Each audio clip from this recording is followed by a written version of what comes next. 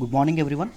మనం మాట్లాడుకోబోయే మొదటి ఆర్టికల్ వచ్చేసి కోవిడ్-19 vaccine could be 90% effect claims Pfizer. Pfizer అనేటటువంటి యుఎస్ బేస్డ్ ఏదైతే ఫార్మా మేజర్ ఏదైతే ఉంటుందో, ఫార్మా కంపెనీ ఏదైతే ఉంటుందో, వాళ్ళు ఒక వ్యాక్సిన్ తయారు చేయడం అనేది జరిగింది. దాని యొక్క ఎఫెక్టివ్నెస్ అనేది 90% ఉంది అని వాళ్ళు చెప్పడం అనేది జరిగింది. దీన్ని మనం సిలబస్ పాయింట్ ఆఫ్ వ్యూలో జిఎస్ పేపర్ 3లో చదువుకుంటాం. దాంతోపాటు జిఎస్ పేపర్ 2 హెల్త్లో కూడా చదువుకుంటాం. సైన్స్ అండ్ టెక్నాలజీలో చదువుకుంటాం, హెల్త్లో చదువుకుంటాం. ఇప్పుడు ఆర్టికల్ని డీటెయిల్గా డిస్కస్ చేద్దాం. ఒకసారి చూడండి. ఫిజర్ అనేటటువంటి ఒక ఫార్మా మేజర్ అండి, యుఎస్ బేస్డ్ ఫార్మా మేజర్. అంటే పెద్ద ఫార్మా కంపెనీ ఏదైతే ఉంటుందో వాళ్ళు ఒక వ్యాక్సిన్ కనుక్కున్నారు. దాని యొక్క ఎఫిషియన్సీ అనేది 90% కంటే ఎక్కువగా ఉంది అని చెప్పడం అనేది జరిగింది. మెనీ టైమ్స్ నేను ఆల్రెడీ చెప్పాను, మనకి సజావుగా చాలా హాయిగా సాగిపోతున్న జీవితాల్లోకి కోవిడ్-19 వచ్చింది. సుమారుగా సంవత్సరం క్రితం, లాస్ట్ ఇయర్ డిసెంబర్లో ఎక్కడో చైనాలో రావడం అనేది జరిగింది. ఇది మామూలుగా చాలా హెల్త్ క్రైసిస్ ఏదైతే ఉంటుందో, ఆరోగ్య సంక్షోభం ఏదైతే ఉంటుందో దాన్ని క్రియేట్ చేసింది. దాంతోపాటు ఎకనామిక్ క్రైసిస్ ఏదైతే ఉంటుందో దాన్ని కూడా క్రియేట్ చేయడం, ఆర్థిక సంక్షోభాన్ని కూడా తీసుకురావడం అనేది జరిగింది. దీని కారణంగా ప్రీ కోవిడ్ అని చెప్పి, ఆఫ్టర్ కోవిడ్-19 ముందు ఒక ఇది అని చెప్పి కాలం అనేది రెండుగా విడిపోవడం అనేది జరిగింది. ముందు తర్వాత అని, కరోనా ముందు కరోనా తర్వాత అని. రైట్. సప్లై చైన్ డిస్రప్షన్స్ అనేవి చాలా జరిగినాయి. ఎకనామిక్ క్రైసిస్ అనేది వచ్చింది, హెల్త్ క్రైసిస్ అనేది వచ్చింది, ఎంప్లాయ్మెంట్ అనేది పూర్తిగా పడిపోయింది. జనాల్లో ప్యానిక్, భయాందోళనలు ఏదైతే ఉంటుందో అవి చాలా పెరగడం అనేది జరిగింది. దాంతోపాటు చాలామంది ప్రాణాలు మనం కోల్పోవడం అనేది జరిగింది. రైట్. లైఫ్ లాస్ కూడా చాలా అవ్వడం అనేది జరిగింది. అయితే అప్పుడు కోవిడ్-19 వచ్చిన టైంలో, I'm talking about the introduction of this article, జాగ్రత్తగా వినండి. ఎప్పుడైతే కోవిడ్-19 వచ్చిందో, కోవిడ్-19 వచ్చిన టైంలో జనాలు చాలా భయపడ్డారు. ఇదే this will be the end అని చెప్పి, లేకపోతే పీపుల్ చాలామంది ఇదవుతారని చెప్పి. అప్పుడు కూడా నేను ఒక ఆర్టికల్ చెప్పేటప్పుడు చెప్పాను, మ్యాన్ ఎవరైతే ఉన్నారో, మ్యాన్ కైండ్ ఏదైతే ఉంటుందో, మ్యాన్ కైండ్కి ఇలాంటి సవాళ్ళు కొత్త ఏమీ కాదండి. చాలాసార్లు రావడం అనేది జరిగింది. అంతరిక్షంలోకి, స్పేస్లోకి మనం రాకెట్స్ పంపగలిగాం.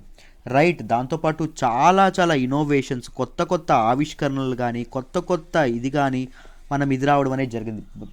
మనిషి యొక్క ఎవల్యూషన్ ఆఫ్ హ్యూమన్ బీయింగ్స్ మనం చదువుకుంటే మీకు తెలుస్తుంది. మనిషి యొక్క ఎవల్యూషన్లో చాలా సవాళ్ళు అనేవి మనిషి ఎదుర్కోవడం అనేది జరిగింది. అన్నింటికీ బాగా నిలబడడం అనేది జరిగింది. ఇది ఒక కొత్త సవాలేం కాదు, ఇది ఒక కొత్త సంక్షోభమేం కాదు. మనిషి ఈజీగా పాస్ అయిపోతాడని చెప్పాము. దానిలో భాగంగానే ఈ కోవిడ్-19కి US based pharma company Pfizer ఏదైతే ఉంటుందో, ఫిజర్ ఒక వ్యాక్సిన్ కనుక్కోవడం అనేది జరిగింది. మనం ఏ ఆర్టికల్ అయినా చాలా లోతుగా తెలుసుకుంటాం కాబట్టి, వ్యాక్సిన్ అంటే ఏంటండి? ముందు వాట్ ఈజ్ ఎ వ్యాక్సిన్? తెలుగులో టీకా అంటాం. వ్యాక్సిన్ అంటే ఏంటి అంటే, ద డ్రగ్, ఒక dose. Right. It is a biological substance that improves immunity. వ్యాధి నిరోధక శక్తిని పెంచేటటువంటి ఇదేదైతే ఉంటుందో దానిని ఏమంటామో వ్యాక్సిన్ అంటాం. ఇమ్యూనిటీ టు ఆల్ డిసీజెసా? కాదండి. ఒక పర్టిక్యులర్ డిసీజ్, ఒక పలానా వ్యాధి మీద మన బాడీ తట్టుకునేటట్టు, మన బాడీ యొక్క వ్యాధి నిరోధక శక్తి ఏదైతే ఉంటుందో దానిని ఇంప్రూవ్ చేసేదాన్ని ఏమంటామో వ్యాక్సిన్ అంటాం. రైట్. వ్యాక్సిన్కి ఏముంటుందో మనం ఆల్రెడీ చాలాసార్లు చెప్పాం. వ్యాక్సిన్ అంటే మామూలుగా ఏంటండి?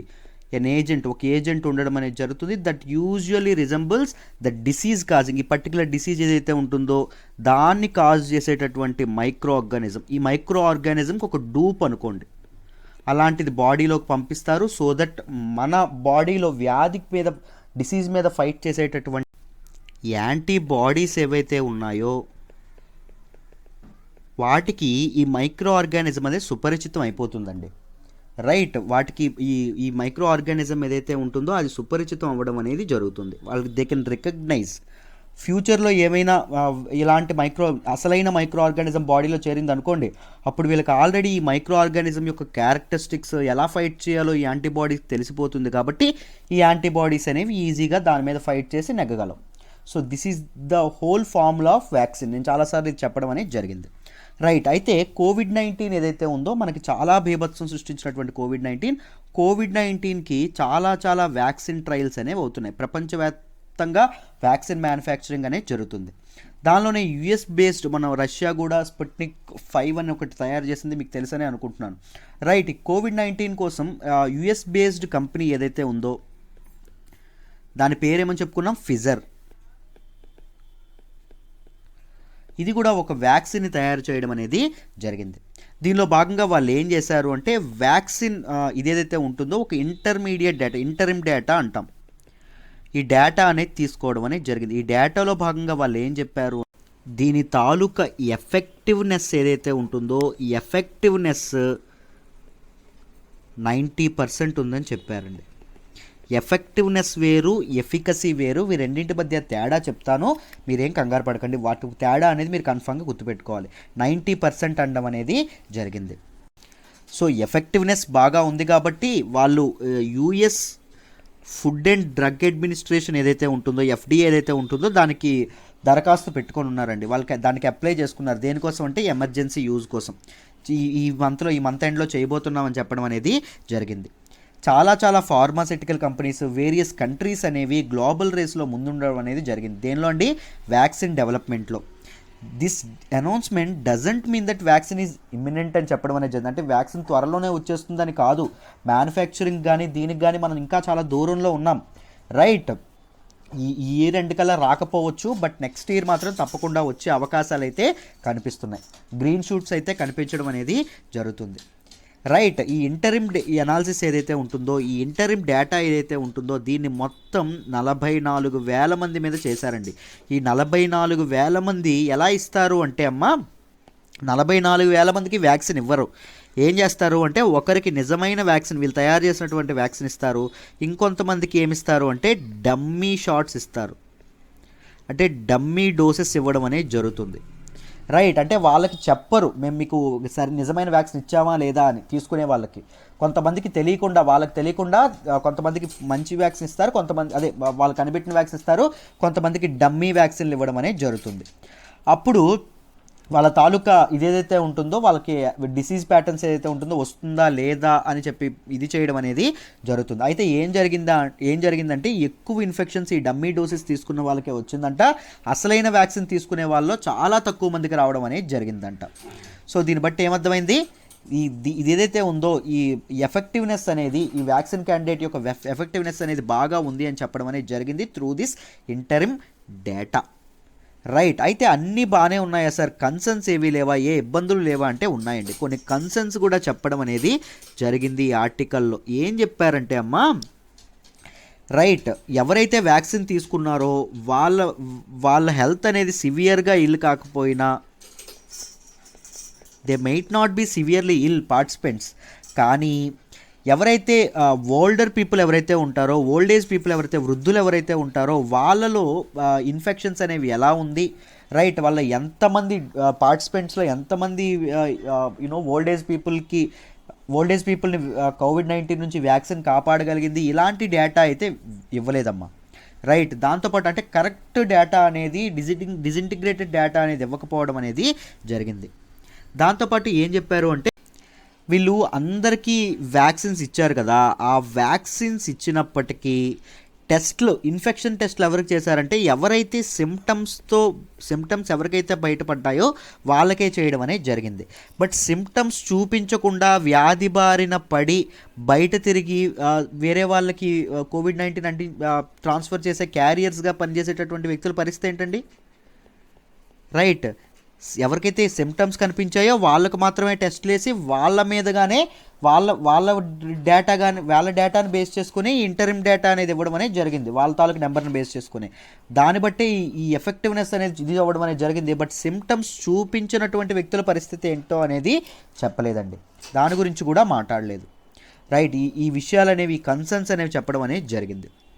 మామూలుగా మీరు వ్యాక్సిన్స్ చూస్తుంటే వ్యాక్సిన్స్ అనేవి అంత ఈజీగా ఇదవ్వడం అనేది జరగదమ్మా. వ్యాక్సిన్ డెవలప్మెంట్ ఏదైతే ఉంటుందో, నేను కోవిడ్-19 గురించి వ్యాక్సిన్ వచ్చిన గురించి మాట్లాడిన ప్రతిసారి దీని గురించి చెప్పాను. వ్యాక్సిన్ డెవలప్మెంట్లో చాలా ప్రాసెస్ ఇంక్లూడ్ అయ్యి ఉంటాయి. ఎందుకు ఇంక్లూడ్ అయ్యి ఉంటాయి అంటే, కోవిడ్-19 ద్వారా ప్రాణాలు ఎవరైతే కోల్పోతారో వాళ్ళ నెంబర్ ఎంతున్నా వ్యాక్సిన్ అనేది కరెక్ట్ ఒక పొటెన్షియల్ ఒక సేఫ్ వ్యాక్సిన్ అనేది లేకపోయింది అనుకోండి, ఏం జరుగుతుంది? ఆ కోవిడ్-19 కంటే కోవిడ్-19 వ్యాక్సిన్ క్యాండిడేట్ అనేది ఎక్కువ ప్రాణాలను తీసుకునే ప్రమాదం ఉంది. సో అందుకోసం వ్యాక్సిన్కి లైసెన్స్ ఇవ్వడానికి చాలా టెస్టులు చేయడం అనేది జరుగుతుంది లైసెన్స్ ఇచ్చే ముందు. ఏమేమి ఉంటాయి వ్యాక్సిన్ డెవలప్మెంట్లో ఇవి అంటే, ఫస్ట్ స్టేజ్ ఏంటి అంటే ఎక్స్ప్లోరేటరీ స్టేజ్ అండి. సైంటిస్టులు ఎవరైతే ఉంటారో సైంటిస్టులు ఇది ఎక్స్ప్లోరేట్ చేయడం అనేది జరుగుతుంది, రైట్, శోధించడం అనేది జరుగుతుంది. అంటే ఏ వ్యాక్సిన్ పనికొస్తుంది, ప్రోటీన్ అంటే మైక్రో ఆర్గానిజం యొక్క వైరస్ యొక్క అవుటర్ లేయర్ ప్రోటీన్ లేయర్ ఏదైతే ఉందో దాని ప్రకారంగా కానీ, ఏ రెస్పిరేటర్కి ఇది అటాచ్ అవుతుంది సెల్లో, ఇవన్నీ నేను చాలాసార్లు సైన్స్ అండ్ టెక్నాలజీ గురించి మాట్లాడినప్పుడు చెప్పాను, రైట్. వీటన్నింటి గురించి ఆలోచించి వీళ్ళు సైంటిస్టులు రీసెర్చ్ చేయడం అనేది జరుగుతుంది. తర్వాత వచ్చినటువంటి ఇదేంటండి ప్రీ క్లినికల్ స్టేజ్ అంటారు, అంటే యానిమల్స్ మీద ఎక్కువ అవ్వడం అనేది జరుగుతుంది. తర్వాత వచ్చేటటువంటి స్టేజ్ ఏంటంటే క్లినికల్ డెవలప్మెంట్. తర్వాత వచ్చేటటువంటి stage regulatory review and approval, అంటే కరెక్ట్గా దాన్ని రివ్యూ చేయడం, కరెక్ట్గా అప్రూవల్ ప్రొసీజర్ ఇది చేయడం జరుగుతుంది.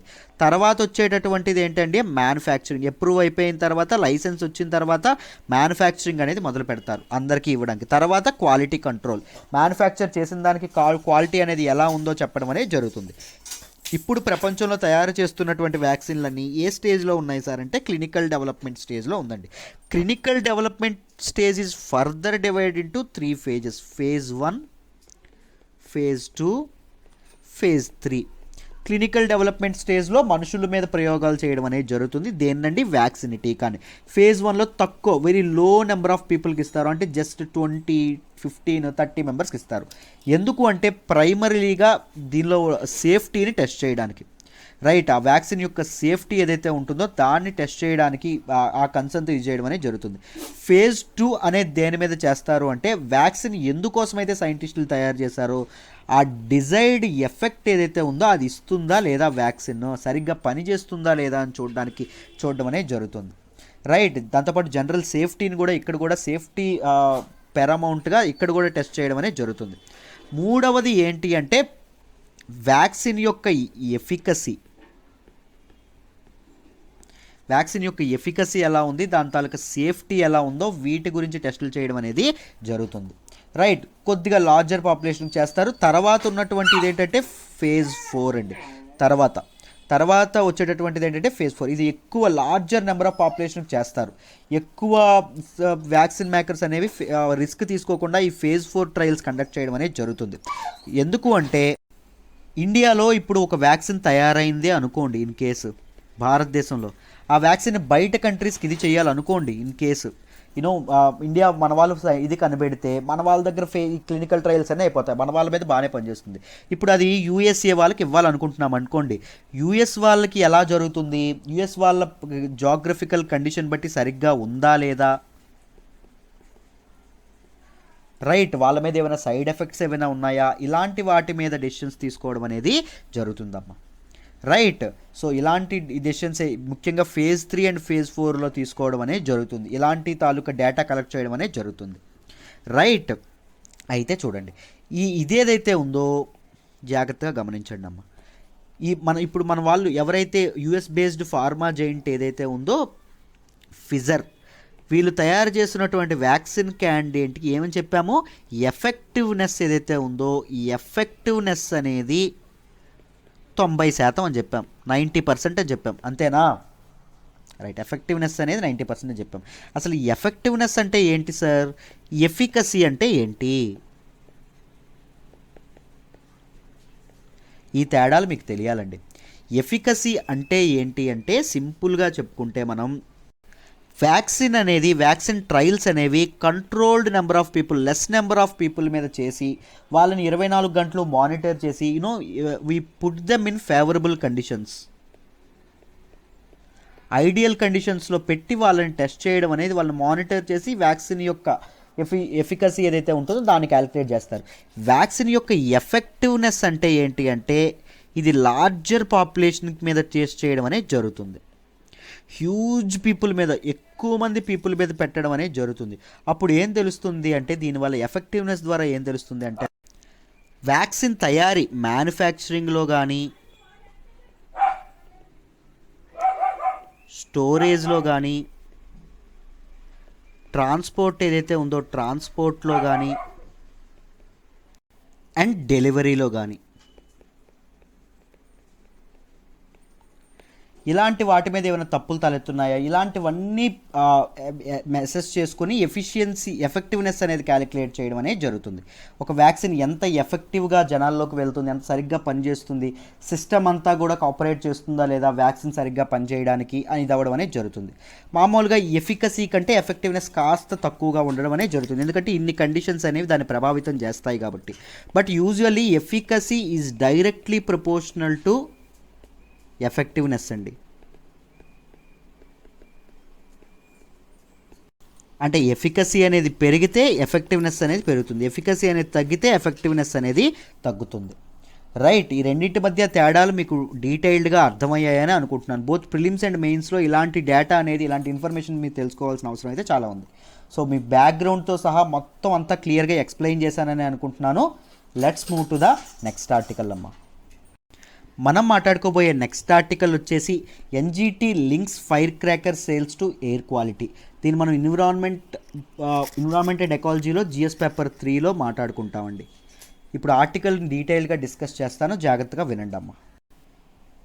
ఆర్టికల్లో ఏం చెప్పారు అంటే నేషనల్ గ్రీన్ ట్రిబ్యునల్ ఏదైతే ఉంటుందో ఈ నేషనల్ గ్రీన్ ట్రిబ్యునల్ అనేది కొన్ని డైరెక్షన్స్ పాస్ చేయడం అనేది జరిగిందండి. ఏం డైరెక్షన్స్ పాస్ చేసింది అంటే నవంబర్ 10th నుంచి నవంబర్ 30th వరకు కొన్ని టౌన్స్ ఏవైతే, కొన్ని సిటీస్ అండ్ టౌన్స్ చెప్పడం అనేది జరిగింది. ఈ సిటీస్ అండ్ టౌన్స్లో కంప్లీట్గా ఫైర్ క్రాకర్స్ యొక్క సేల్స్ ఏవైతే ఉంటాయో వాటిని బ్యాన్ చేయాలని చెప్పింది. ఏ సిటీస్ అండ్ టౌన్స్ సార్ అంటే wear the ambient air quality ఏదైతే ఉంటుందో, ఎయిర్ క్వాలిటీ లెవెల్స్ ఏవైతే ఉన్నాయో అవి పూర్కి పడిపోయిన, పూర్ కంటే ఇంకా దిగువ స్థాయికి పడిపోయినటువంటివి ఏవైతే ఉన్నాయో ఆ సిటీస్ అండ్ టౌన్స్లో అసలు బ్యాన్ చేయాలని చెప్పడం అనేది జరిగింది. రైట్, దాంతోపాటు మోడరేట్లీ పొల్యూటెడ్ లెవెల్స్ ఉన్నటువంటివి, దానికంటే బిలో కేటగిరీ ఏవైతే ఉంటాయో అక్కడ ఏం చెప్పారు అంటే ఓన్లీ గ్రీన్ క్రాకర్స్ మాత్రమే వాడాలి అని చెప్పడం అనేది జరిగింది. దాంతోపాటు టైం ఏదైతే ఉంటుందో టైం కూడా 2 hours మించి ఈ క్రాకర్స్ ఏవైతే ఉంటాయో వాటిని కాల్చకూడదు అని చెప్పడం అనేది జరిగింది. Right, states like Odisha, Rajasthan, Sikkim, Delhi, Chandigarh ఇవన్నీ ఇప్పటికే ఫైర్ క్రాకర్స్ యొక్క యూజ్ ఏదైతే ఉంటుందో దాన్ని బ్యాన్ చేయడం అనేది జరిగిందండి. ఎందుకు ఇది తీసుకొచ్చింది అంటే NGT to protect vulnerable people, ముఖ్యంగా ఎల్డర్లీ పీపుల్ ఎవరైతే ఉంటారో, చిల్డ్రన్ ఎవరైతే ఉంటారో, దాంతోపాటు కోమార్బిడిటీస్తో బాధపడే దీర్ఘకాలిక వ్యాధులతో బాధపడేటటువంటి వ్యక్తులు ఎవరైతే ఉంటారో వీళ్ళని కాపాడుకునేందుకు, వీళ్ళని ప్రొటెక్ట్ చేయడానికి ఎన్జిటి నేషనల్ గ్రీన్ ట్రిబ్యునల్ ఇది తీసుకోవడం అనేది జరిగింది.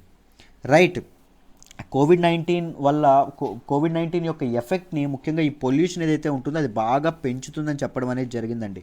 మల్టిప్లై చేస్తుంది, ఆ ఇంప్లికేషన్స్ ఏవైతే ఉంటాయో దీన్నే అని చెప్పడం అనేది జరిగింది. రైట్, సో అందుకోసమని ఒక క్రాకర్సే కాకుండా పొల్యూషన్కి కారణమయ్యేటటువంటి చాలా సోర్సెస్ అనేవి బ్యాన్ చేయాలని చెప్పడం అనేది జరిగింది. ఎవరు అంటే నేషనల్ గ్రీన్ ట్రిబ్యునల్. టైమింగ్స్ అనేవి స్టేట్స్కే ఏ టైం నుంచి ఏ టైం కాల్చాలని చెప్పి స్టేట్స్కే వదిలేసిందండి నిర్ణయం. స్టేట్ పొల్యూషన్ బోర్డ్స్ ఏవైతే ఉంటాయో వాళ్ళే నిర్ణయించుకోవాలని, ఒకవేళ వాళ్ళు నిర్ణయించకపోతే ఈ టైమ్స్ ఫాలో అవ్వండి అని చెప్పింది. 8 PM to 10 PM Deepavali and Gurpurab రోజు ఏదైతే ఉంటుందో దానిలో 8 PM to 10 PM ఆ రోజు అంతవరకే కాల్చాలి. 6 AM to 8 AM చాత్ ఏదైతే ఉంటుందో దానిలో 6 AM to 8 AM వరకే కాల్చాలి. దాంతోపాటు 11:55 PM to 12:30 AM ఇది న్యూ ఇయర్ కానీ క్రిస్మస్ ఏదైతే ఉంటుందో ఆ టైంలో ఈ టైంలోనే కాల్చాలని చెప్పడం అనేది జరిగింది. రైట్. ఎన్జిటి అనేది సెంట్రల్ పొల్యూషన్ కంట్రోల్డ్ బోర్డ్ ఏదైతే ఉంటుందో సిపిసిబికి and state pollution controlled boards ఏవైతే ఉంటాయో వాటన్నింటికి మార్గదర్శకాలు డైరెక్షన్స్ జారీ చేయడం అనేది జరిగింది. కంటిన్యూస్గా ఎయిర్ క్వాలిటీ అనేది మానిటర్ చేయండి అండ్ మీ యొక్క రెస్పెక్టివ్ వెబ్సైట్స్ ఏవైతే ఉంటాయో వెబ్సైట్స్లో ఆ తాలూకా డేటా అనేది ఎప్పటికప్పుడు అప్లోడ్ చేయండి అని చెప్పడం అనేది జరిగిందమ్మా. సరే, ఇందాక పూరు మోడరేట్ ఇలా మనం మాట్లాడుకున్నాం. అసలు ఏంటి సార్ అది ఎవరు నిర్ణయిస్తారు, ఏది పూరు ఏది మోడరేట్ అంటే మనం దాన్ని దేని విధంగా చెప్తామంటే నేషనల్ ఎయిర్ క్వాలిటీ ఇండెక్స్ ఏదైతే ఉంటుందో దాని మూలంగా చెప్పడం అనేది జరుగుతుంది. ఏంటి sir national air quality index అంటే? జాగ్రత్తగా వినండి, దీనికి ప్రిలిమ్స్ లెవెల్లో చాలా ఇంపార్టెంట్ పాయింట్స్ ఉంటాయి, జాగ్రత్తగా మనం చదువుకోవాలి. నేను ప్రిలిమ్స్ లెవెల్లో ఇంపార్టెంట్ ఫ్యాక్ట్స్ అన్ని దీని గురించి చెప్తాను, జాగ్రత్తగా వినండి అమ్మా. ఇట్ వాజ్ లాంచ్డ్ ఇన్ 2014 దీన్ని లాంచ్ చేయడం అనేది జరిగింది. ఏ మోటోతో లాంచ్ చేశారు అంటే 1 నెంబర్ ఒక మనిషి, 1 కలర్ ఒక రంగు, 1 డిస్క్రిప్షన్ ఒక వివరణ.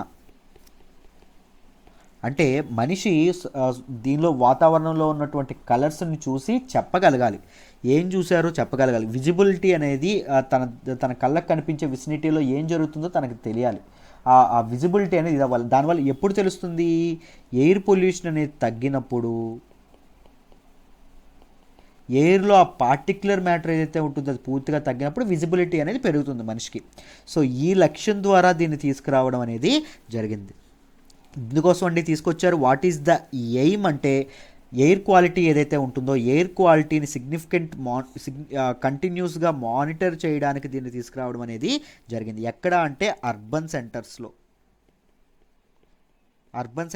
ఎయిర్ క్వాలిటీని మానిటర్ చేయడానికి తీసుకురావడం అనేది జరిగింది. దాంతోపాటు పబ్లిక్ పార్టిసిపేషన్ కూడా ఈ ఎయిర్ పొల్యూషన్ తగ్గించడంలో పబ్లిక్ పార్టిసిపేషన్ కూడా ఉండడం కోసం చేయడం అనేది జరిగింది.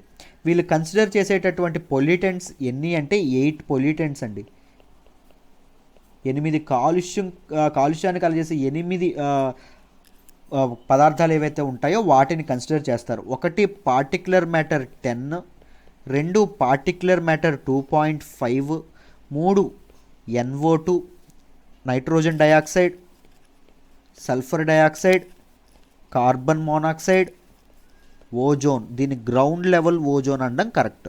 ఓజోన్ పైన ఉంటుంది, గ్రౌండ్ లెవెల్లో కూడా ఉంటుంది. దానివల్ల కూడా చాలా ఎయిర్ పొల్యూషన్ అవ్వడం అనేది జరిగింది. అంటే మన ఎర్త్కి దగ్గరలో సర్ఫేస్ మీద ఉండడం అనేది జరుగుతుంది. దాంతోపాటు అమోనియా, దాంతోపాటు లెడ్, ఇవేవైతే ఉన్నాయో వీటన్నింటి తాలూకా ఈ వాతావరణంలో ఎంత మోతాదులో ఉన్నాయని చూసి ఈ ఎయిర్ క్వాలిటీ ఇండెక్స్ ఏదైతే ఉంటుందో దాన్ని ఇవ్వడం అనేది జరుగుతుందండి. రైట్. వీటి తాలూకా దీన్ని బట్టి వీటి తాలూకా ఎయిర్ క్వాలిటీ ఇండెక్స్లో కంపోజిషన్ బట్టి ఎయిర్ క్వాలిటీని 6 కేటగిరీస్గా విడదీయడం అనేది జరిగింది. వీటి కంపోజిషన్ బట్టి ఏంటి అంటే good, satisfactory, moderately polluted, poor, very poor, severe, ఇలా ఇవ్వడం అనేది జరిగింది. ఇప్పుడు నేషనల్ గ్రీన్ ట్రిబ్యునల్ ఏం చెప్పింది? ఏ సిటీస్ అయితే పూర్ నుంచి కింద ఉన్నాయో ఇవన్నీ ఏం చేయాలండి? తప్పకుండా ఫైర్ క్రాకర్స్ అమ్మడం అనేది ఆపేసేయాలి, బ్యాన్ చేయాలి ఆ స్టేట్స్లో అని చెప్పడం అనేది జరిగింది. రైట్. ఏ స్టేట్స్ అనే మోడరేట్లీ పొల్యూటెడ్ ఉన్నాయో వీళ్ళు ఏం చేయాలి? గ్రీన్ క్రాకర్స్ ఏవైతే ఉన్నాయో వాటిని మాత్రమే వాడాలి అని చెప్పడం అనేది జరిగింది. అంతేనా? సో నేషనల్ గ్రీన్ ట్రిబ్యునల్ అనేది నిర్ణయం తీసుకోవడం అనేది జరిగింది. రైట్. Very good. సో ఇప్పుడు ఆర్టికల్ మొదటి నుంచి నేషనల్ గ్రీన్ ట్రిబ్యునల్ అంటూనే ఉన్నాను. ఏంటండి నేషనల్ గ్రీన్ ట్రిబ్యునల్ అంటే? ఎన్జిటి అంటే అర్థం ఏంటి? ఏం లేదమ్మా, this is a specialised body. ఇది కూడా ఒక కోర్టు లాగా. Right. This is a quasi court అంటారు వీటిని. ఇది కూడా ఒక కోర్టే, ఇది కూడా తీర్పులు అనేది ఇవ్వడం అనేది జరుగుతుంది. కానీ this is a specialised court, ఇది ఒక special court, this is a specialised body. Right. That that gives verdicts on cases relating to ఎన్విరాన్మెంటల్ పొల్యూషన్కి, కన్జర్వేషన్ ఆఫ్ ఫారెస్ట్కి,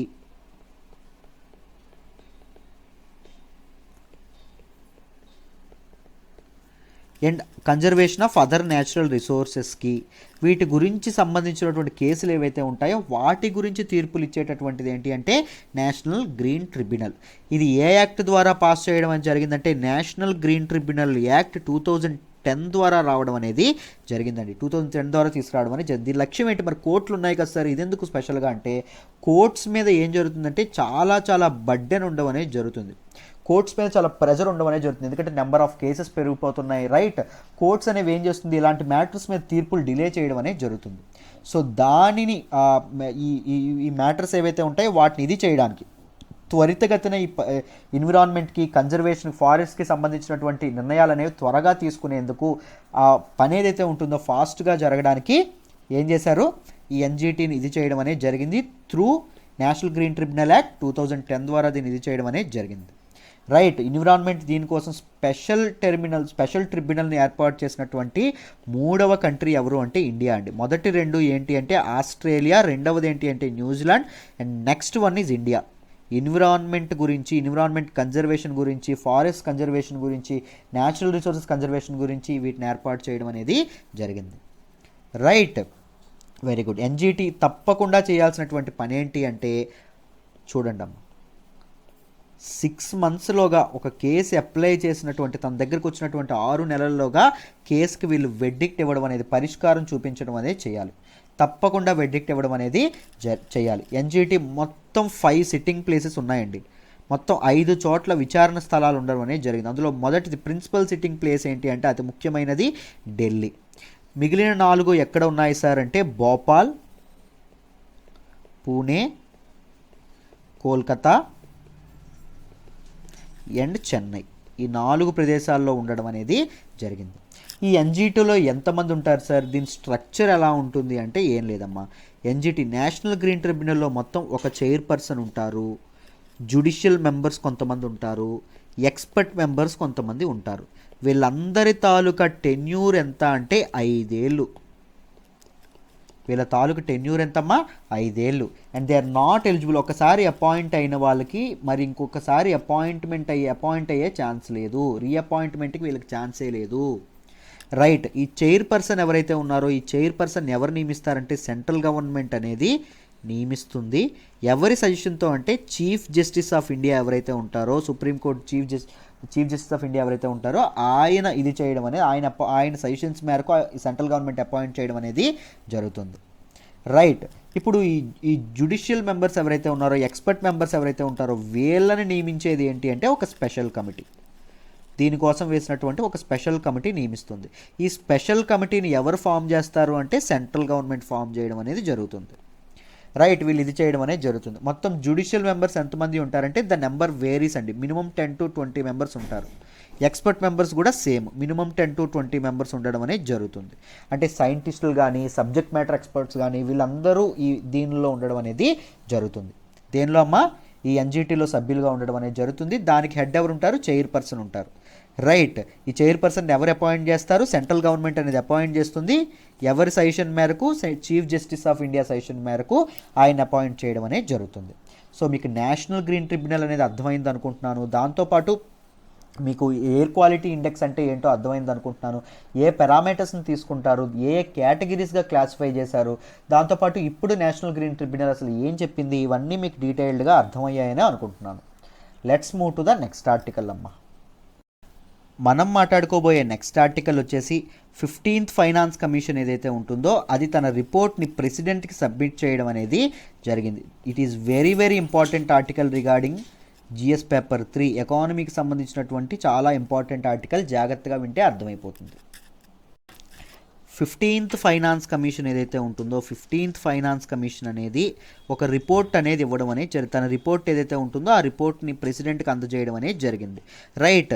ఆ రిపోర్ట్ని ఏం పేరు పెట్టారు అంటే సార్ అంటే finance commission in Covid times. Finance commission in Covid times అని పేరు ఇవ్వడం అనేది జరిగింది, రైట్?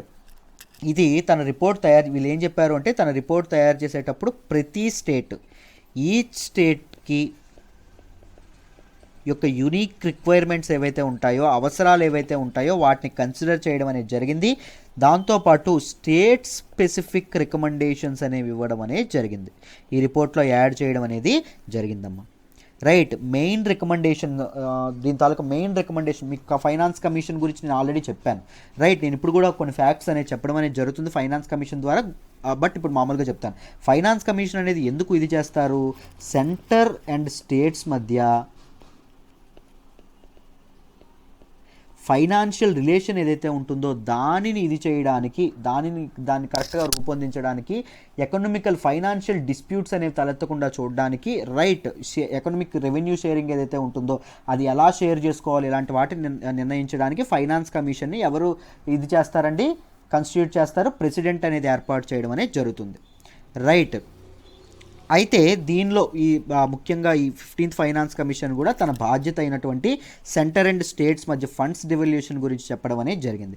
ఎప్పటి నుంచి ఎప్పటి వరకు ఫండ్స్ డివల్యూషన్ అనేది ఎప్పటి నుంచి ఏ వరకు చెప్పడం అనేది జరిగింది, 2021-22 ఫైనాన్షియల్ ఇయర్ నుంచి 2025-26 ఫైనాన్షియల్ ఇయర్లో ఇంతవరకు సెంటర్ అండ్ స్టేట్స్ మధ్య, కేంద్ర ప్రభుత్వం అండ్ రాష్ట్ర ప్రభుత్వాల మధ్య నిధులు అనేవి ఎలా షేర్ చేసుకోవాలి అనేటటువంటి దాని మీద రిపోర్ట్ మామూలుగా ఫైనాన్స్ కమిషన్ ఇవ్వడం అనేది జరిగింది. ఈ 15th ఫైనాన్స్ కమిషన్ ఇవ్వడం అనేది జరిగింది. దాంతోపాటు వీళ్ళు కన్సిడర్ చేసింది ఏంటి అంటే, ఎలాంటి వాటి మీద ఆలోచించడం జరిగింది అంటే, central government last year propose చేసినటువంటి నేషనల్ సెక్యూరిటీ అండ్ డిఫెన్స్,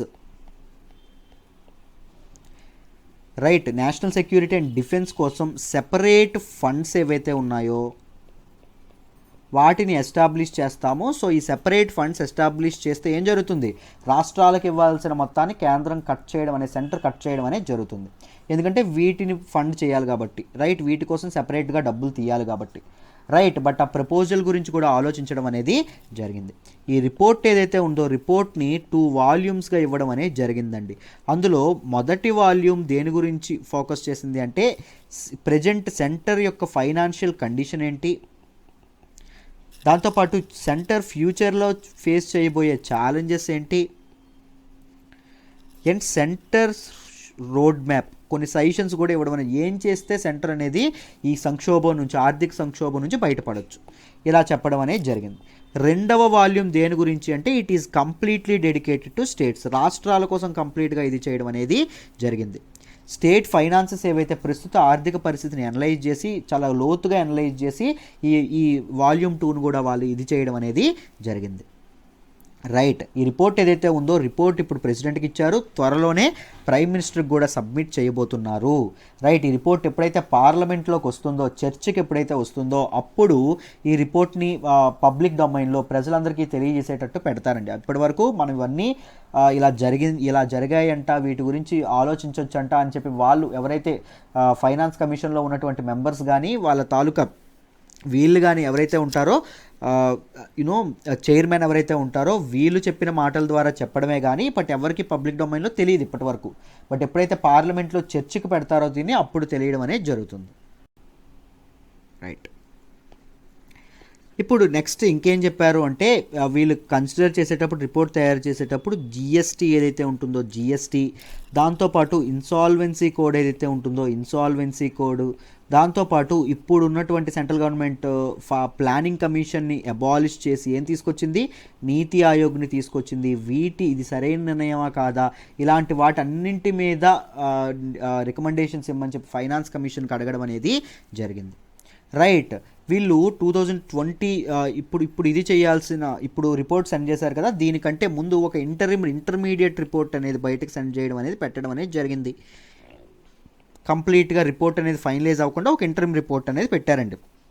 దీనిలో భాగంగా ఏం చేశారు అంటే, స్టేట్స్ యొక్క share, divisible pool of taxes ఏదైతే ఉంటుందో, సెంటర్ అంటే కేంద్ర నిధి ఏదైతే ఉంటుందో, రైట్, దాని నుంచి స్టేట్స్ యొక్క షేర్, రాష్ట్రాలకు రావాల్సినటువంటి మొత్తాన్ని కేవలం 41%కి తగ్గించడం అనేది జరిగింది. ముందు 42% ఉండేదండి, ఇప్పుడు దాన్ని 1% తగ్గి 41, అంటే 100 రూపాయలు డివిజిబుల్ ట్యాక్స్లో ఉందనుకోండి, రైట్, దానిలో సెంట్రల్ గవర్నమెంట్ స్టేట్స్కి ఎంత ఇస్తుంది, కేవలం 41 రూపాయలు మాత్రమే ఇస్తుంది. ముందు ఎంత ఉండేది, 42 రూపాయలు ఉండేది. అంటే స్టేట్స్ రూపాయి పోయినట్ట కదా, రాష్ట్రాలకి పోయినట్టు. దీనికి రీజన్ ఎందుకు తగ్గించడానికి రీజన్ ఏం చెప్పారు అంటే, జమ్మూ అండ్ కాశ్మీర్ స్టేట్ ఏదైతే ఉంటుందో దాన్ని 2 యూనియన్ టెరిటరీస్గా ఇది అవ్వడం అనేది జరిగింది. ఏంటండి ఆ union territories? Jammu and Kashmir and Ladakh. Union territories యొక్క పరిపాలన బాధ్యత ఎవరు చూస్తారండి? సెంట్రల్ గవర్నమెంట్, యూనియన్ గవర్నమెంట్ చూడడం అనేది జరుగుతుంది. సో ఈ రెండింటి బాధ్యత ఇప్పుడు ఎవరు చూడాలి? మన సెంట్రల్ గవర్నమెంట్, యూనియన్ గవర్నమెంట్ ఏదైతే ఉంటుందో వాళ్ళు చూడాలి. కాబట్టి సో 1% అనేది తగ్గించడం జరిగింది అని చెప్పడం అనేది జరిగింది. Right, very good. సో మీకు ఈ ఆర్టికల్లో చెప్పిన మ్యాటర్ అంతా డీటెయిల్డ్గా ఎక్స్ప్లెయిన్ చేశానండి. మీకు అర్థమైందని అనుకుంటున్నాను. మీకు ఏమైనా డౌట్స్ ఉంటే కింద కామెంట్స్లో పెట్టండి అమ్మా. I will try to answer those questions. Exactly. So ఇప్పుడు మీకు నేను ఆల్రెడీ చాలాసార్లు చెప్పాను.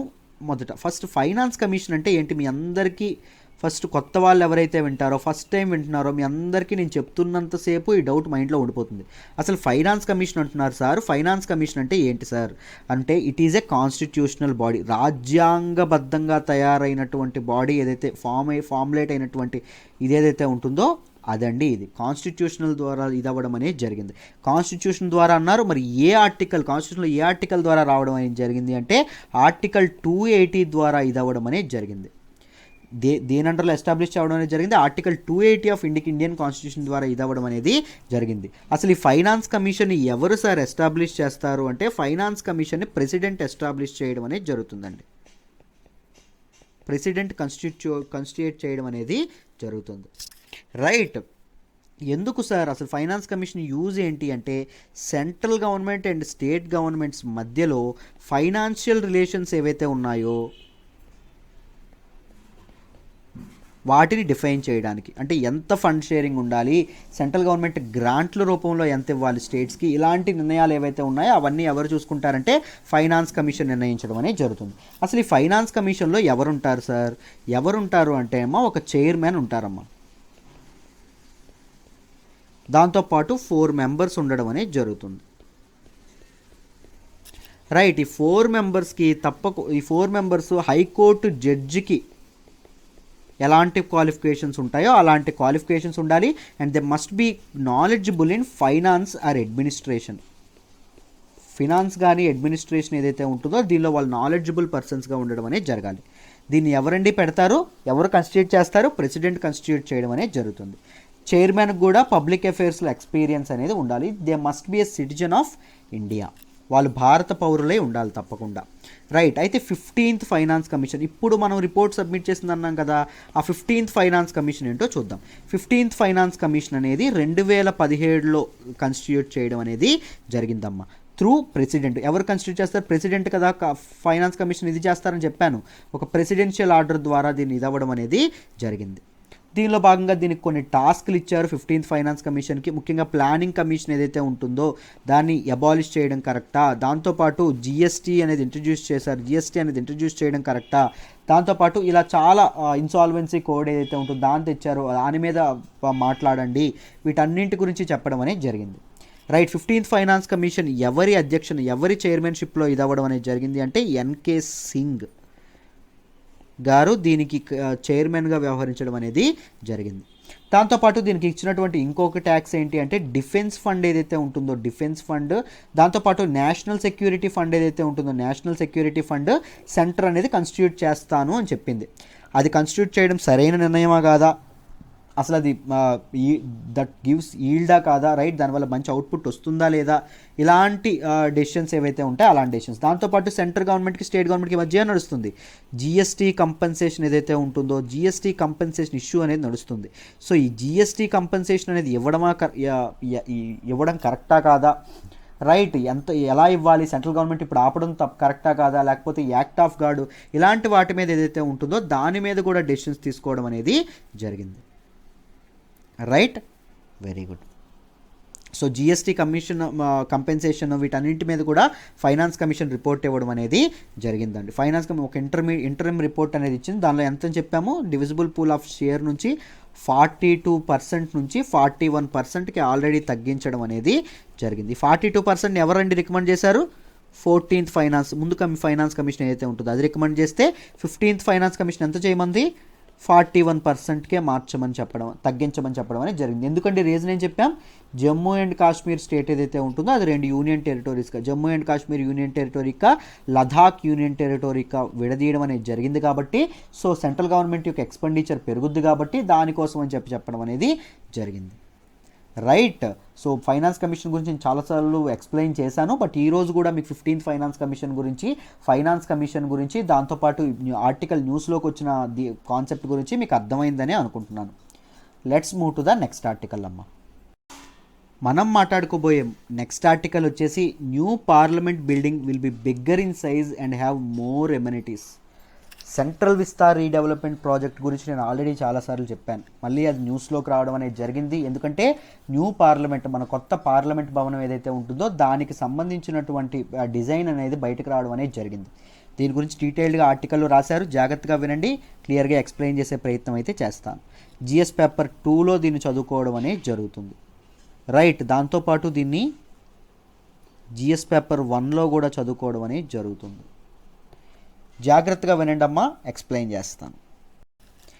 ఈ ఆర్టికల్లో ఏం చెప్పారు అంటే డిజైన్ ఏదైతే ఉందో, మన కొత్త పార్లమెంట్ భవనం యొక్క డిజైన్ ఏదైతే ఉంటుందో డిజైన్ అనేది కంప్లీట్ అయింది and it is construction ready. Construction చేయడం ఒకటే లేటు, మొత్తం కంప్లీట్గా డిజైన్ చేయడం అనేది జరిగిందని చెప్పడం అనేది జరిగింది. ఈ కొత్త పార్లమెంట్ బిల్డింగ్ ఎక్కడ ఉంటుంది అంటే ఇప్పుడు ప్రజెంట్ ఉన్నటువంటి పార్లమెంట్ బిల్డింగ్ ఏదైతే ఉంటుందో దానికి నెక్స్ట్ ఆపోజిట్లోనే ఉండడం అనేది జరిగింది. It will be located next to the existing one. దీని యొక్క సైజు పెంచడం అనేది జరిగింది. మొత్తం 1.5 టైమ్స్ సైజ్ అనేది పాత బిల్డింగ్ కంటే కొత్త బిల్డింగ్ అనేది పెద్దదిగా ఉండబోతుందని చెప్పారు. దాంతోపాటు కెపాసిటీ ఏదైతే ఉంటుందో కెపాసిటీని కూడా పెంచారండి. ఎక్కువ మంది ఎంపీలని, ఎక్కువ మంది రాజ్యసభ మెంబర్స్ ఎవరైతే ఉంటారో వాళ్ళని అకామిడేట్ చేసేలా దీన్ని చేయడం అనేది జరిగింది. సరే, ఇప్పటికిప్పుడు ఈ బిల్డింగ్ ఏదైతే ఉంటుందో దాన్ని కట్టాల్సిన అవసరం ఏంటి అని చెప్పారంటే ఇప్పుడు ఉన్నటువంటి ఫెసిలిటీస్ ఏవైతే ఉన్నాయో అవి కరెంట్ డిమాండ్కి మీట్ అవ్వట్లేదు. సో కొత్త ఎమ్యూనిటీస్ అనేవి ఇప్పుడు ఉన్నటువంటి లా మేకర్స్కి కావాలి. సో దాంతోపాటు గవర్నెన్స్ అనేది, లెజిస్లేషన్ అనేది సక్రమంగా జరగాలంటే ఒక మంచి ఎన్విరాన్మెంట్ అనేది ఉండాలి. ఒక మోడర్న్ ఎన్విరాన్మెంట్ ఉంటే చక్కగా పనులు అనేవి త్వరగా అవుతాయి అని చెప్పడం అనేది జరిగింది. దాంతోపాటు ఇప్పటికిప్పుడు ఎందుకు అంటున్నారు అంటే 2022 కల్లా మన దేశానికి స్వాతంత్రం వచ్చి, మన ఇండిపెండెన్స్ వచ్చి 75th ఇయర్ మనం సెలబ్రేట్ చేసుకుంటామండి. 75th ఇయర్ ఆఫ్ ఇండిపెండెన్స్ ఇండియాని 2022లో మనం సెలబ్రేట్ చేసుకోవడం అనేది జరుగుతుంది. భారతదేశానికి స్వాతంత్రం వచ్చి 75 ఏళ్ళు కంప్లీట్ అవ్వడం అనేది జరుగుతుంది. సో దానివల్ల పొలిటికల్ గ్రాండ్ స్టాండ్ కోసం, రైట్, ఆ రోజు ఒక ల్యాండ్ మార్క్ అచీవ్మెంట్గా ఉంటుంది కదా కొత్త ఇది అనేది స్టార్ట్ చేస్తే, రైట్, అందుకోసం కూడా దీన్ని తీసుకురావాలని చెప్పడం అనేది జరిగింది. అయితే దీని డిజైన్ అనేది రెడీ చేశారు కదా, డిజైన్ గురించి కొన్ని మాటలు చెప్పారు. మొత్తం డిజైన్ ఏదైతే ఉందో డిజైన్ గురించి చెప్పారండి. డిజైన్లో ఏం చెప్పారు అంటే ప్రజెంట్ ఉన్నటువంటి పార్లమెంట్ బిల్డింగ్ ఏదైతే ఉందో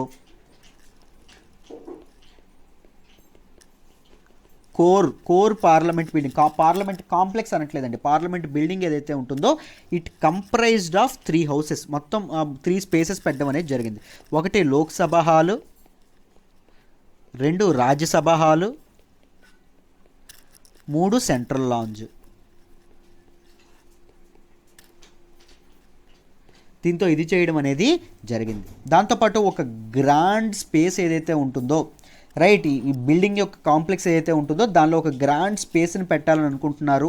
ఎందుకు అంటే టు ఎగ్జిబిట్ 2 ఇంపార్టెంట్ థింగ్స్. మన రాజ్యాంగం, కాన్స్టిట్యూషన్ యొక్క ఒరిజినల్ కాపీ అనేది అక్కడ ఎగ్జిబిషన్కి పెట్టాలనుకుంటున్నారు. దాంతోపాటు ఐకాన్స్ ఆఫ్ నేషనల్ లీడర్స్, భారతదేశానికి స్వాతంత్రం రావడం కోసం కృషి చేసినటువంటి పెద్ద వ్యక్తులు ఎవరైతే ఉన్నారో వాళ్ళ తాలూకు ఐకాన్స్ ఏవైతే ఉంటాయో వాటిని కూడా ఎగ్జిబిషన్కి పెట్టాలని చెప్పి అనుకుంటున్నారు. ఎక్కడ అండి?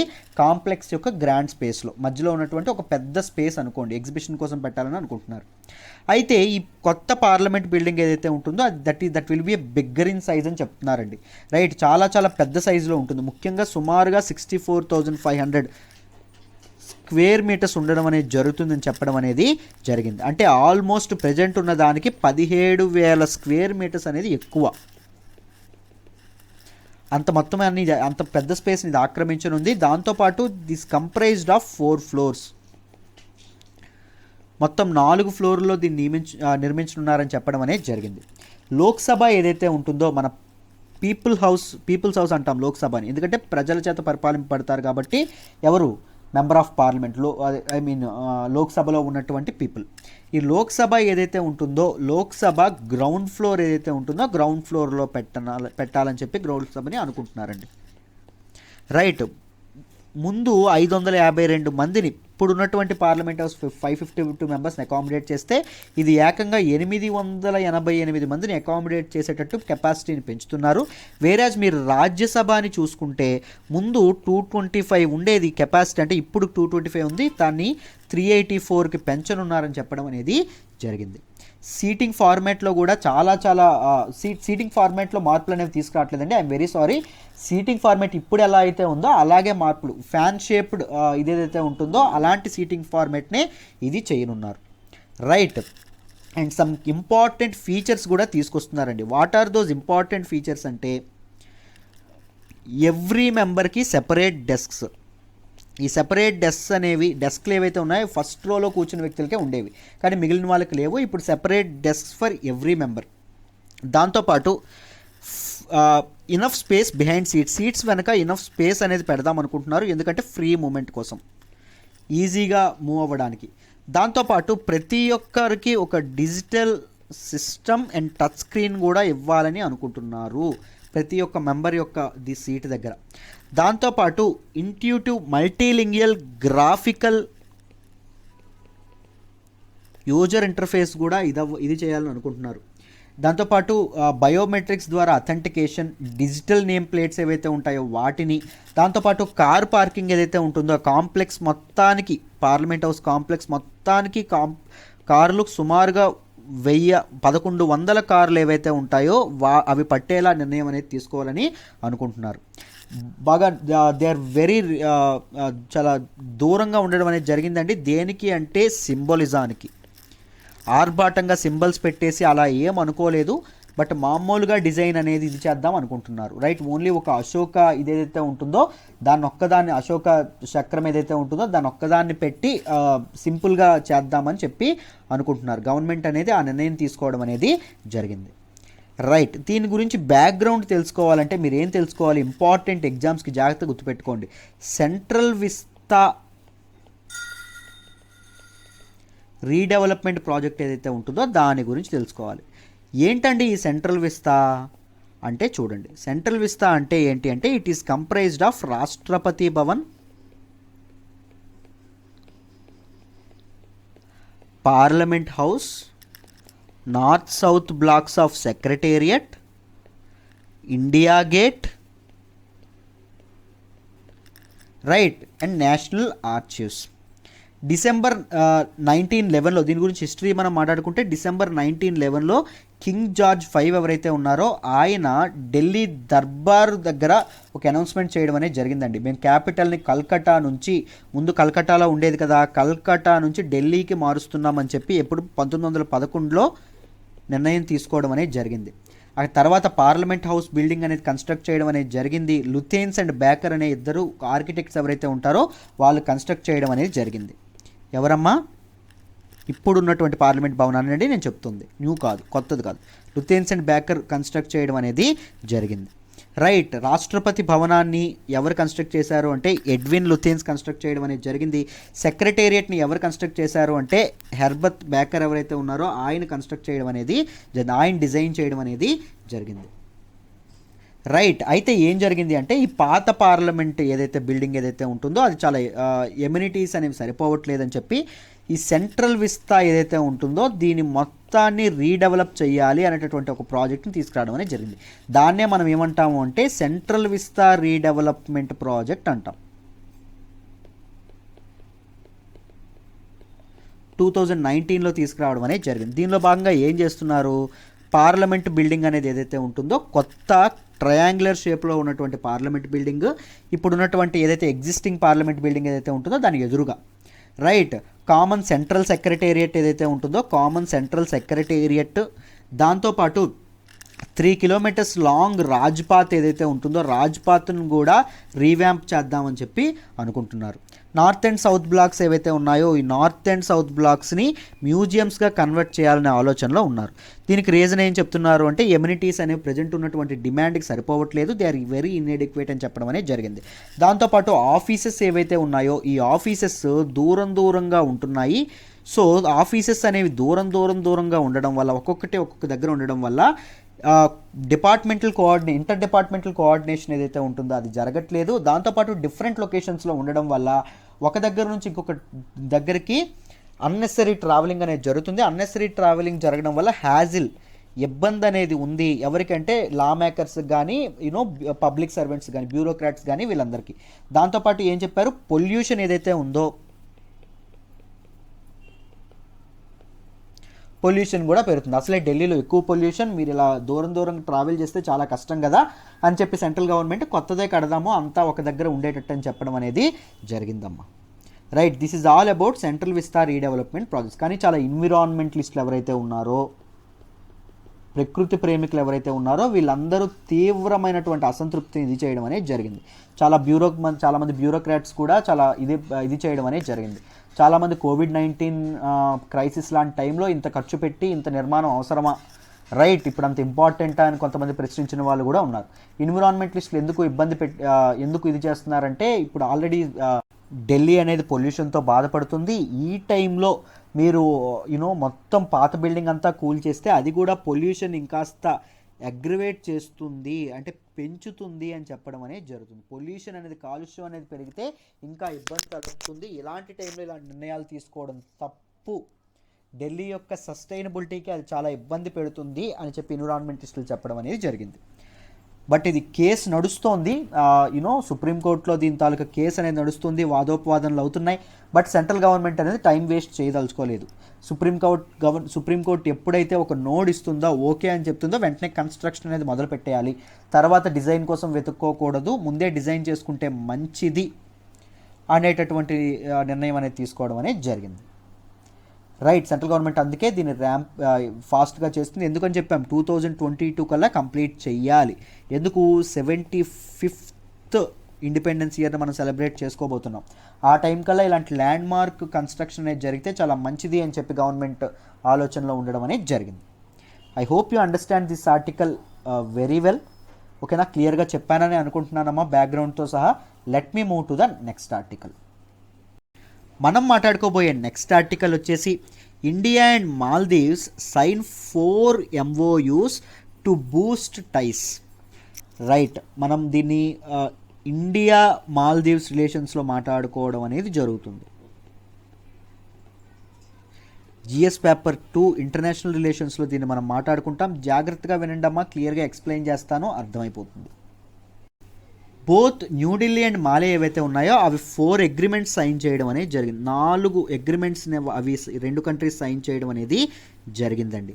రీసెంట్గా మన ఫారిన్ సెక్రటరీ ఎవరైతే ఉంటారో ఆయన మాలీ వెళ్ళడం అనేది జరిగింది. మాలీ వెళ్తూ ఈయన కొన్ని అగ్రిమెంట్స్ వాళ్ళతో చేసుకోవడం అనేది జరిగింది. ఈ 4 అగ్రిమెంట్స్లో 2 అగ్రిమెంట్స్ అనేవి దేనికి సంబంధించింది అంటే high impact community development projects.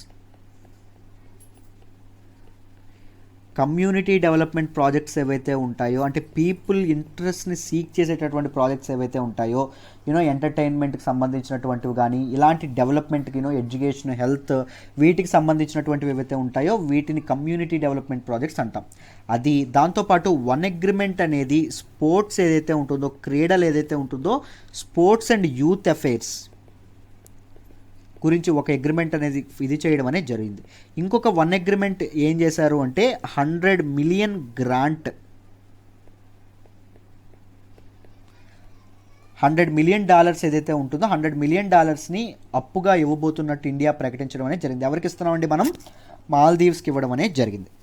ఈ $100 million గ్రాంట్ ఏదైతే ఉంటుందో it is a part of India promise చేసినటువంటి $500 million ప్యాకేజ్ ఏదైతే ఉంటుందో. ఎవరికంటే ఇది చేసింది? మాల్దీవ్స్కి ఇది చేసింది. ఏ ప్రాజెక్ట్ కోసం చేసింది అంటే GMCP, గ్రేటర్ మాలీ కనెక్టివిటీ ప్రాజెక్ట్ ఏదైతే ఉంటుందో దానికోసం ఇది చేయడం అనేది జరిగింది. దానికోసం $500 million ఇస్తానని చెప్పి ఇండియా ప్రామిస్ చేసింది. దానిలో ఈ $500 million ఏ రూపంగా ఇస్తాను అంటే ఇక్కడ జాగ్రత్తగా గమనించాలండి.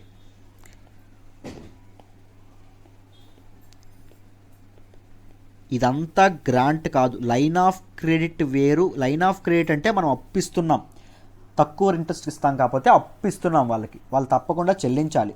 బట్ గ్రాంట్ అంటే ఏంటి అంటే మనం అప్పు ఇవ్వట్లేదు, దానం చేస్తున్నాం, ఫ్రీగా ఇస్తున్నాం వాళ్ళ డెవలప్మెంట్, వాళ్ళ తాలూకు రిలేషన్స్ బాగా మెయింటైన్ చేసుకోవడానికి మనం ఇవ్వడం అనేది జరుగుతుంది. Right, exactly. Last month $400 both India and Maldives ఏవైతే ఉన్నాయో $400 million రైన్ ఆఫ్ క్రెడిట్ ఏదైతే ఉంటుందో, ముఖ్యంగా Exim bank, export import bank of India ఏదైతే ఉంటుందో, ఎగ్జిమ్ బ్యాంక్ ఏం చేసింది, $400 million అనేది ఎవరికి ఇస్తున్నారు, మాల్దీవ్స్కి ఇవ్వడం అనేది జరుగుతుంది. లాస్ట్ మంత్ ఈ డీల్ చేసుకోవడం కూడా జరిగింది.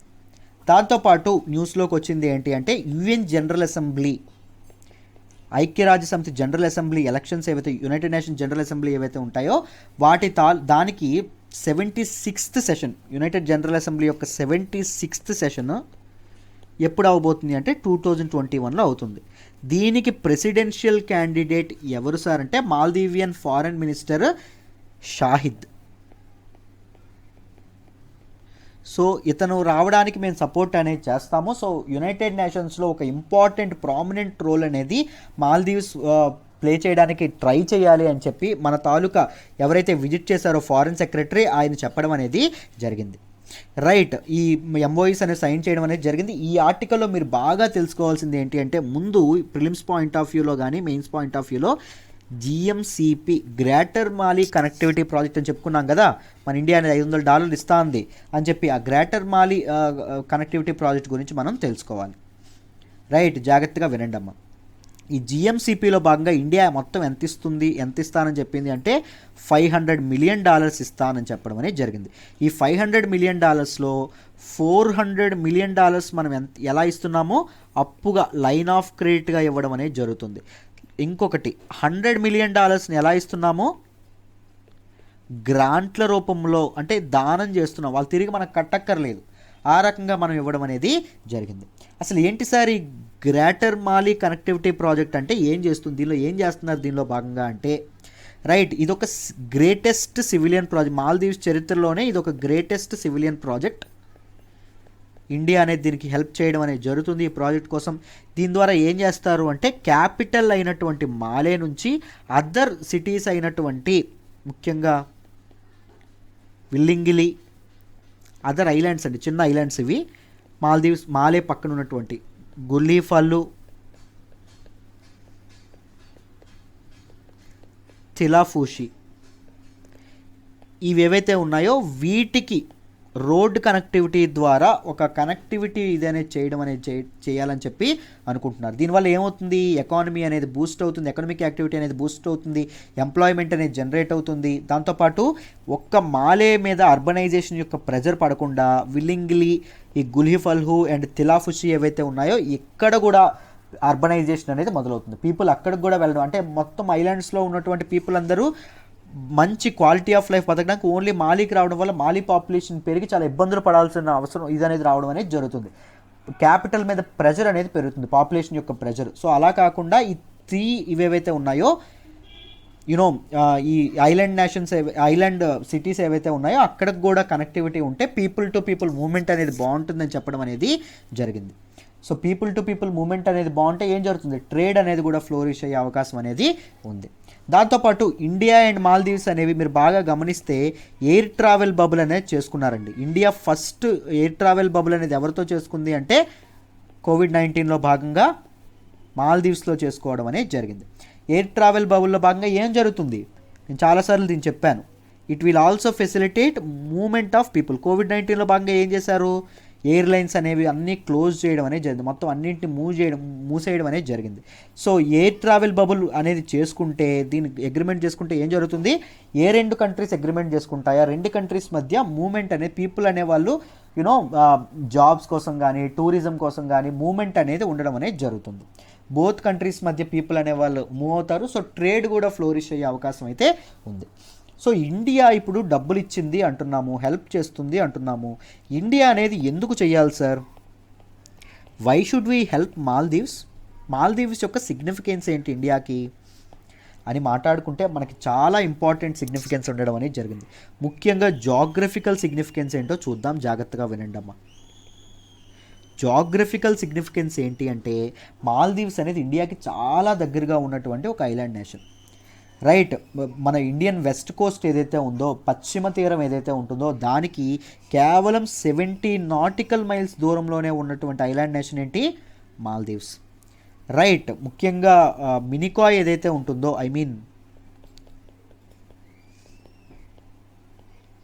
మినికాయ్ గురించి మీకు తెలుసనే అనుకుంటున్నాను. లక్షద్వీప్ ఐలాండ్స్ ఏవైతే ఉంటాయో దానిలో సదరన్ మోస్ట్ ఐలాండ్, అంటే పూర్తిగా దక్షిణంలో లక్షద్వీప్ ఐలాండ్స్ ఇలా ఉంటాయి కదా, దీనిలో సదరన్ మోస్ట్ అన్నింటికంటే కింద ఉన్నటువంటి ఐలాండ్కి జస్ట్ 70 నాటికల్ మైల్స్ దూరం అనేది ఉండడం అనేది జరిగింది, అంత దగ్గరగా ఉండడం అనేది జరిగింది.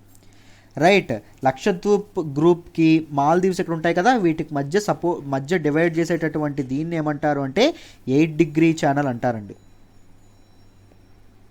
మీ అందరికీ ప్రిలిమ్స్ ఫ్యాక్ట్స్ ఇవన్నీ తెలుసు అని అనుకుంటున్నాను. వీలైతే నోట్ డౌన్ చేసుకోండి అమ్మా, ఓకేనా. వీటి గురించి డీటెయిల్డ్గా మీకు నోట్స్ కావాలంటే you can join UPSC current affairs course. ఇంకా లోతుల నుంచి పునాదుల నుంచి చెప్పడం అనేది జరుగుతుంది. ఎంసీక్యూస్ డిస్కస్ చేస్తాము, సెషన్స్, లైవ్ సెషన్స్ ఉంటాయి, డౌట్ క్లియరెన్స్ సెషన్స్ అనేవి ఉంటాయి, మెయిన్ సెషన్స్ అనేవి ఉంటాయి. మీకు అంతా చాలా చాలా బాగుంటుంది. Join this course, call to that number.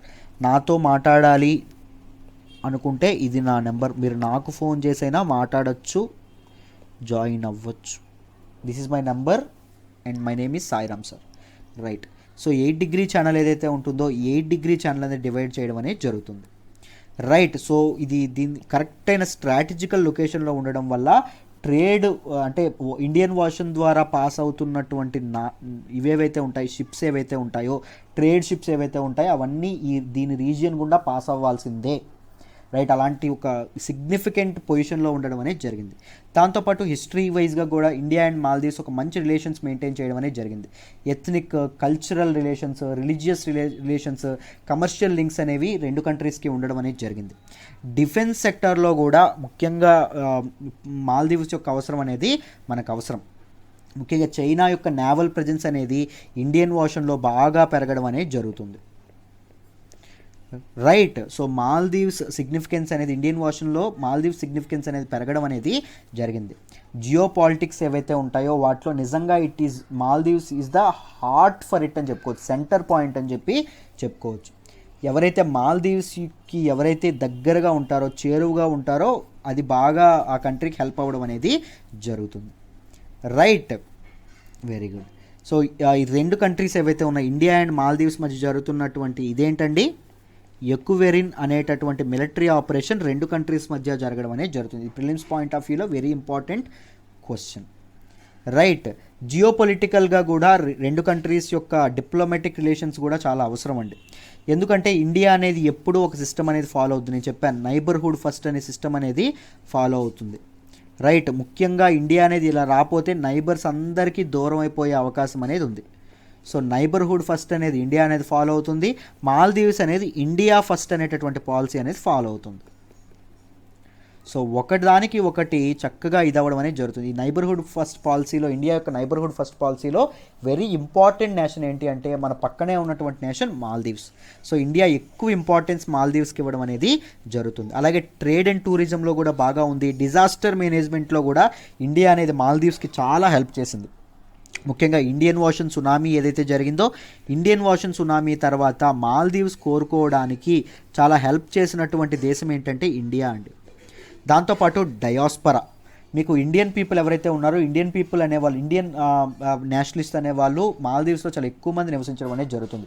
ముఖ్యంగా almost 25% of teachers and doctors అనేవాళ్ళు ఏ దేశానికి చెందినటువంటి మాల్దీవ్స్లో ఉన్నటువంటి మాల్దీవ్స్లో ఉన్నటువంటి డాక్టర్స్ అండ్ టీచర్స్లో 25% పీపుల్ ఇండియన్ నేషనలిస్టులు అంట, భారతదేశానికి సంబంధించినటువంటి వాళ్ళంట. సో అక్కడ పీపుల్ కూడా ఎక్కువగా ఉండడం అనేది జరిగింది. రైట్, అందుకే మాల్దీవ్స్ అనేది చాలా ఇంపార్టెంట్ అండి. మాల్దీవ్స్తో రిలేషన్ అనేది మెయింటైన్ చేయడం చాలా అవసరం. ముఖ్యంగా చైనా యొక్క ఇన్ఫ్లుయెన్స్ ఇండియన్ ఓషన్లో ఎప్పుడైతే పెరుగుతుందో మనం ఇండియన్ ఓషన్లో మిత్రులను వెతుక్కోవాలి, ఫ్రెండ్స్ని వెతుక్కోవాలి. సో ఈ టైంలో మనం మాల్దీవ్స్ లాంటి ఫ్రెండ్ని పక్కన పెట్టుకుంటే చాలా మంచిది. రైట్, ఐ హోప్ ఈరోజు మనం డిస్కస్ చేసిన ఆర్టికల్స్ అన్నీ మీకు డీటెయిల్డ్గా అర్థమయ్యాయని అనుకుంటున్నాను. Right, this is all about Hindu analysis అండి. మీకు నచ్చితే లైక్ చేయండి, కామెంట్ చేయండి, రైట్. మీ ఫ్రెండ్స్ ఎవరైనా ఉంటే షేర్ చేయండి. మీ ఒపీనియన్ ఏంటో నాకు కామెంట్ బాక్స్లో తెలియజేయండి. డౌట్స్ ఏమైనా ఉన్నా నాకు కామెంట్స్లో తెలియజేయండి. I will try to answer those questions, right. UPSC current affairs కోర్సులో జాయిన్ అవ్వాలంటే ఇక్కడ ఉన్నటువంటి ఈ నెంబర్కి ఫోన్ చేయండి అమ్మా. చాలా వాల్యూ ఎడిషన్ ఉంటుంది. యూనో నన్ను నమ్మి రండి. మీ నమ్మకాన్ని అయితే నేను ఒమ్ము చేయను. ఫీజు ఎంత అనుకుంటే కేవలం 6,000 రూపాయలు, లైఫ్ టైం వ్యాలిడిటీ వస్తుంది. ఒకసారి జాయిన్ అయితే లైఫ్ టైం వ్యాలిడిటీ వస్తుంది. 2,000 రూపాయలు చొప్పున 3 ఇన్స్టాల్మెంట్లో మీరు కట్టచ్చు. నెలకు 2,000 రూపాయలు చొప్పున కట్టచ్చు, రైట్. సో ఐ హోప్ ఈ సెషన్ మీకు డీటెయిల్డ్గా అర్థమైంది అనుకుంటున్నాను. మళ్ళీ రేపటి హిందూ అనాలిసిస్లో మళ్ళీ కలుద్దాం. బాయ్ అమ్మ.